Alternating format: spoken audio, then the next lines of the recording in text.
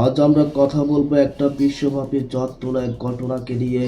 এই দলকূপে এমন অপরাধী তার প্রাইভেট জেট ললিত এক্সপেডিশন এবং জেমস দ্বীপ ব্যবহার করে একটা বিশাল চোরাচার নেটওয়ার্ক চালিয়েছেন, যেখানে নাবালিকা মেয়েদের শোষণ করা হতো।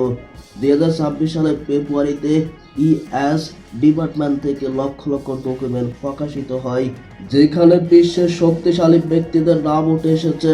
এই নামগুলোর মধ্যে আছেন সাবেক ও বর্তমান মার্কিন প্রেসিডেন্ট, ধনী ব্যবসায়ী এবং ব্রিটিশ রাজ পরিবারের সন্তানেরা। চলুন দেখি কি বলছে ফাইলে, কেন এটা একটা বিশাল অপরাধের সৌন্দর্য বলা হচ্ছে। প্রথমে জানা যাক অ্যাবসিন্টের অপরাধের মূল কাটি। তার প্রাইভেট জোট ললিত এক্সপ্রেশন দিয়ে তিনি বিশ্বের বিভিন্ন জায়গা থেকে নাবালিকা মেয়েদের তার জসিম দ্বীপে নিয়ে যেতেন, যেখানে যৌন শোষণের মতন ঘটনা ঘটাতো। এই দ্বীপকে ফটো আইল্যান্ড বলে ডাকতো।